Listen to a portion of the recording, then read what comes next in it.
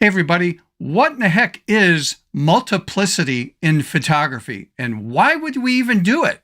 Are we ready for this? Let's do it.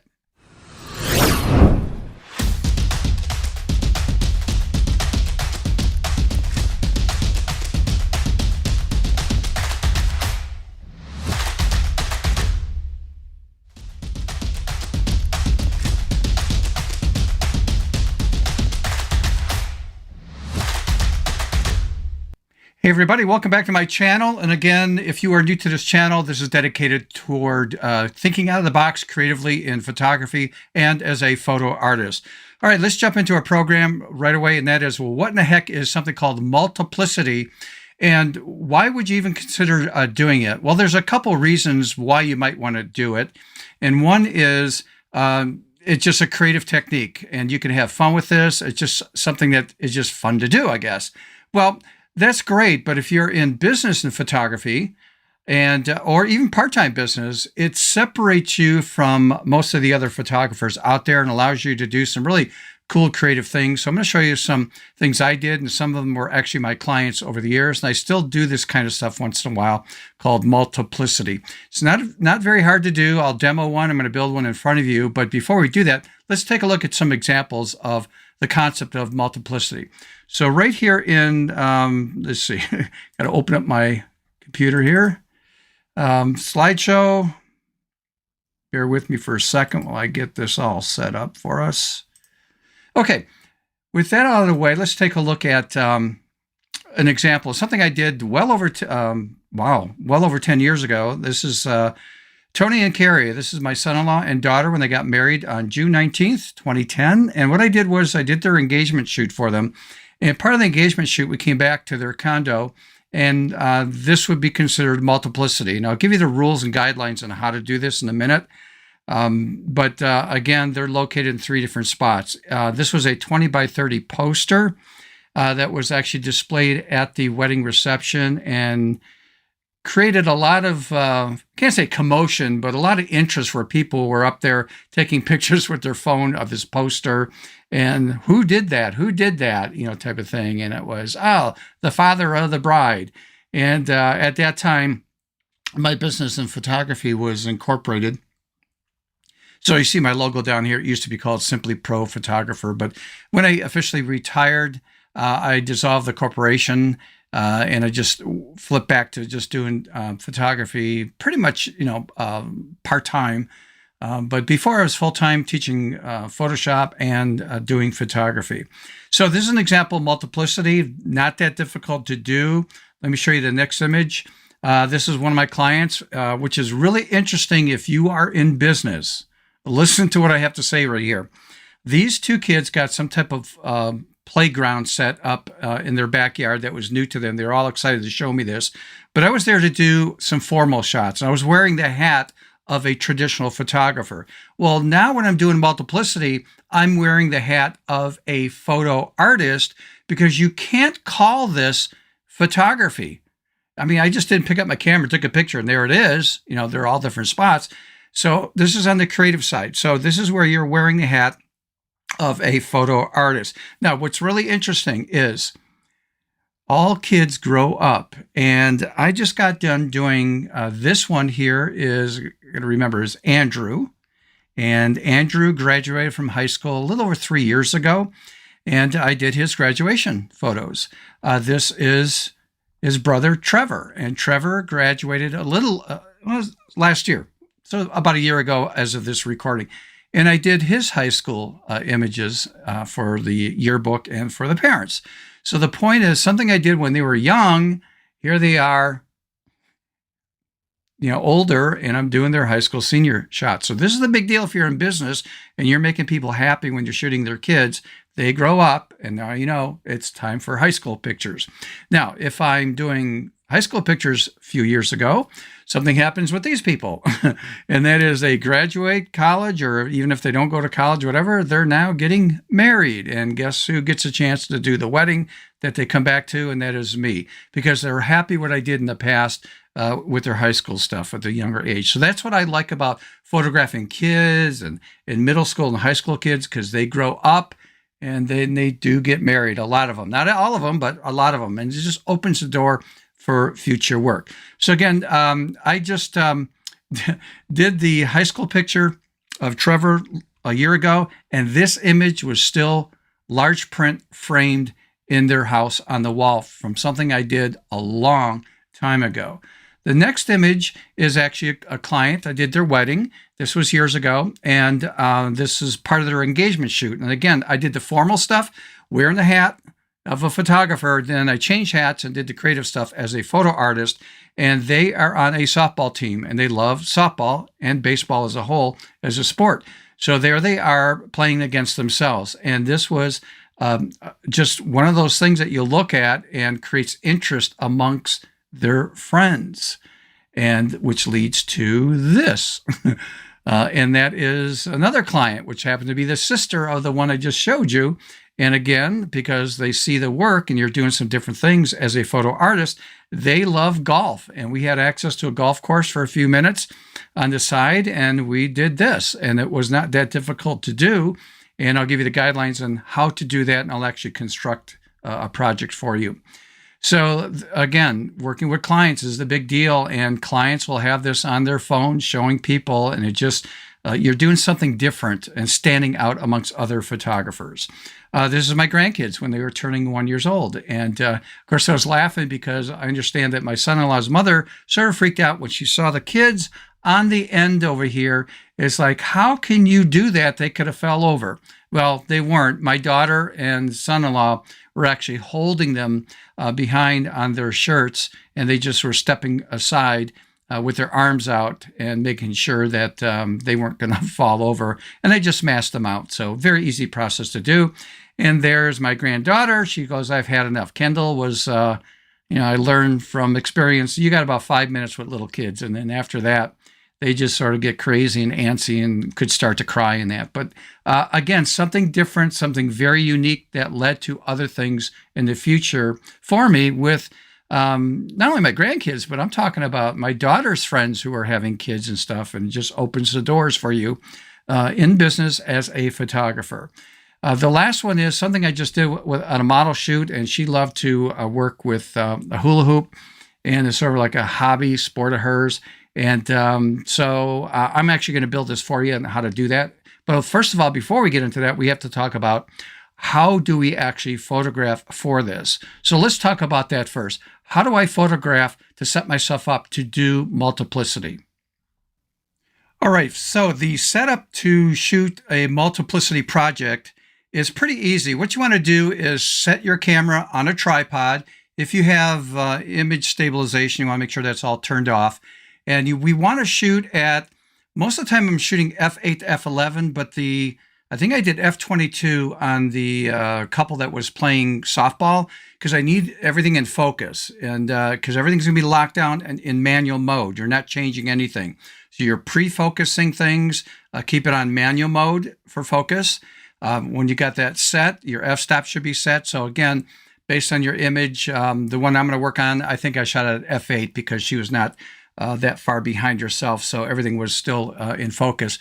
But determine your f-stop, and then your ISO based on whatever it is going to be, just it's locked down, and your shutter speed.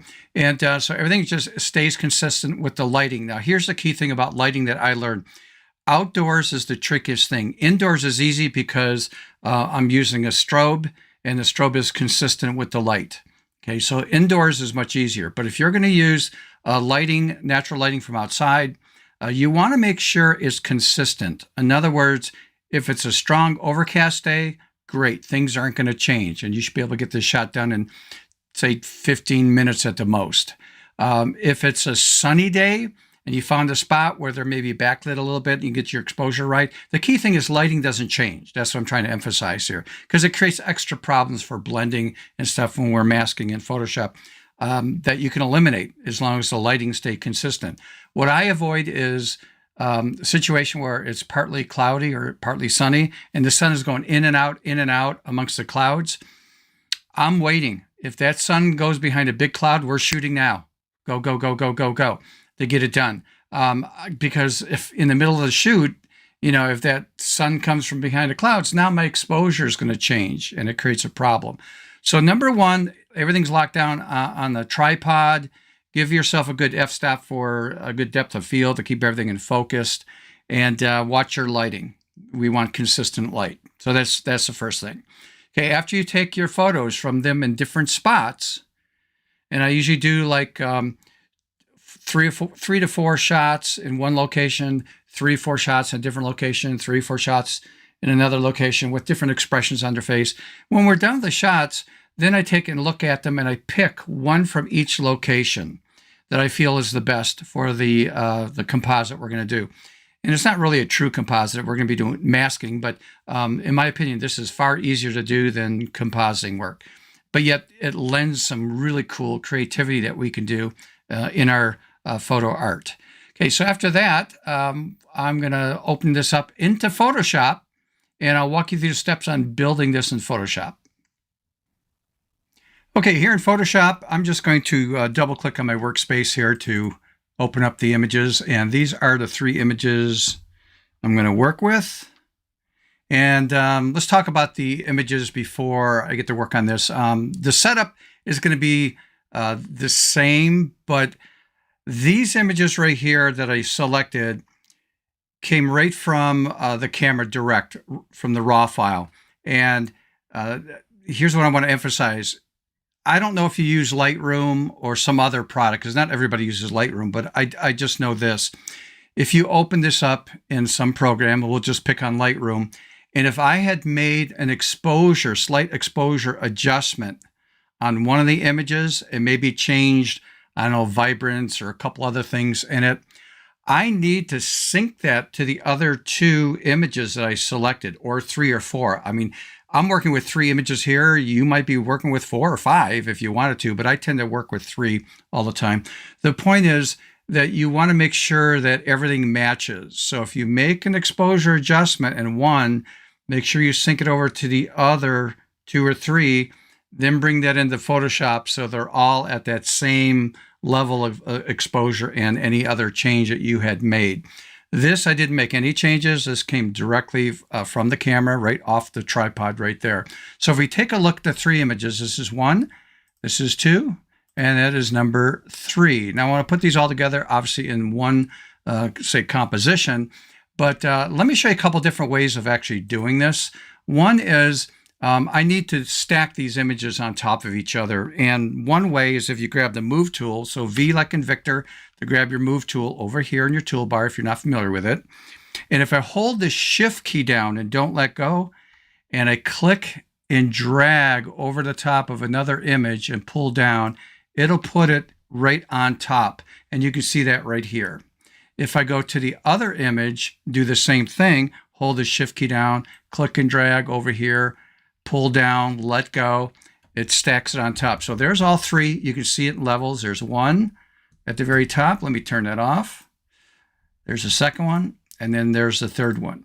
Okay, so that's one way of doing it if you want to do it that way. Here's another way of doing it. I'm just going to close all this out.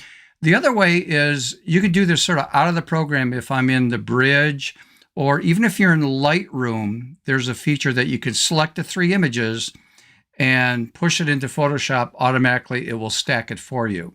But if you're in Photoshop and I open up these 3 images here again, that's all I have to do is go to the File drop-down menu. There's a category here called Scripts, and under Scripts on the flyout menu, you'll see something here that says Load Files into Stack.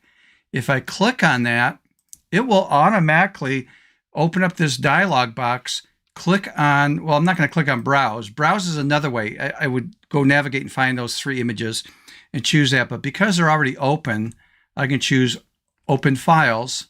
It finds those 3 files I have open. Click on OK, and there we go. It actually stacked it on top of each other. So if you look over here on the right side in Layers, there's my 3 images stacked on top of each other.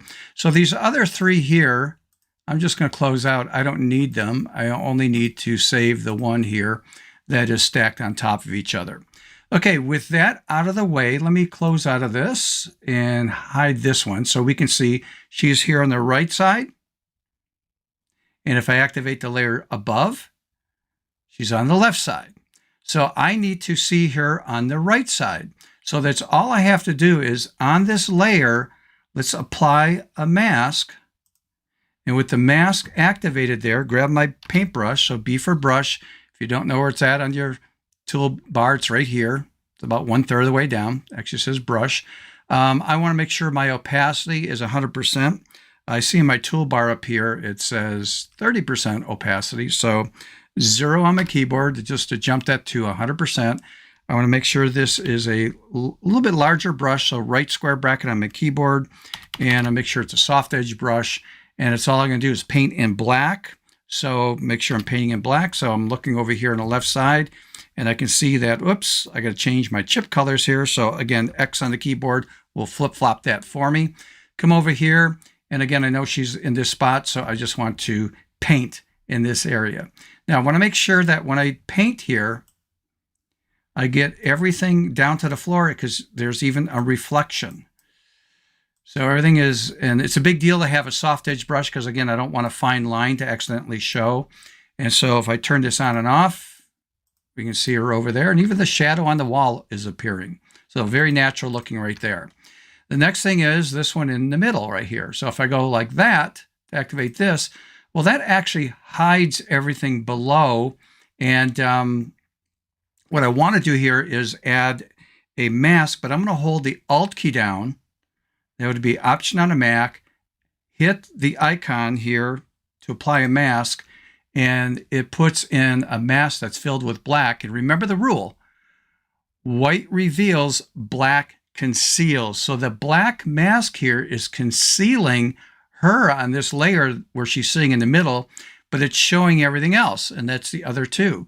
So now when I paint, I got to make sure I'm painting now in white, so X on my keyboard, and just paint in this area with, again, a soft edge brush. Make sure I go to the floor because there might be a reflection there. And there we go. Okay, so there's a simple, easy to do multiplicity concept. A little bit on the creative side, right? Rather than, again, thinking out of the box creatively, do something different. This is not considered photography. This now is wearing the hat of a photo artist. And then it's up to you if you want to apply any kind of techniques. If you have plugins, go for it. But obviously, if I have a plugin, I want to apply this to my entire image. This is actually broken up in 3 sections. So here's another example of where I would use what's called, instead of flattening this down, because I might have found a mistake and I want to clean it up tomorrow or something, I want these layers still to be there. And this is where I would do a visible stamp layer. So at the very top there, I'm just going to do Shift Control Alt E on my keyboard. That'd be Shift Command Option E on a Mac. And I did a whole section weeks ago on what a visible stamp layer is, how to create one, and where you would use it. And here's a good example where I would typically use this. As an example, if I pull up a plugin I have, and again, nothing, I think I exposed Luminar Neo to you in a past video, but this is not a session on Luminar Neo. I'm just using a plugin. The thing is, I've got to be on a single layer that shows my entire composition here. If I didn't, it wouldn't know what to do. It only would do the top layer by itself. So I'm just going to pick something here just fast, just to change things real quick. And I'll just choose the focus one here. Let it render it out, and I'll go to edit mode. And this is where, again, a lot of stuff you could do in Photoshop, but sometimes it's faster in this program. I'll just do a quick, say, vignette there. And I'm going to come down here and do one of my favorite features is mystical. I'm going to push that way over. You can see what it does. But I'm going to pull that back. So there's a before, after, before, after. And there's a before, after with this plugin. I'm just going to click on apply to accept that and let it render out. And again, once this goes into Photoshop, if you choose to do things like, oh, I'd like to color grade this and do other stuff based on your knowledge of using Photoshop, I mean, go for it, right? So very simple project to do. Once you understand this, Do it a few times. Man, you can knock this out really, really fast. So I'm going to throw a little challenge out to everybody. But before I do the challenge, just a quick reminder, if you like this video, please hit that like button. Hit the subscribe button if you haven't subscribed. And also hit the notification bell if you have not subscribed to my channel. Also, my email address is right here at the very bottom. It's stephenphotoartist@gmail.com. Please feel free to send a question if something didn't make sense. I could respond back to you and help you out. If you've got some ideas for future topics that have to do with photography or photo art, let me know about that. I just need to build a backlog so I can keep pushing out videos every week for you guys. Okay, so with that out of the way, here's your project. And that is grab your tripod, set something up, whether it's indoors, outdoors. I mean, I don't care. In fact, you could do selfies. Think about this. Set this up if you have access to like a local park or a trail in the woods. Set up the tripod, set the camera up there, and hopefully you have a wireless remote that you could use with it. And that is stand in one spot, take 2-3 shots of you doing something, and then maybe go to a side and hide behind a tree, but start peeking out behind a tree, doing some type of expression. Take 2-3 shots there. Go to another side, hiding behind a tree, do it again, boom, boom, boom. And then put it all together just to practice understanding the concept of creating a multiplicity project.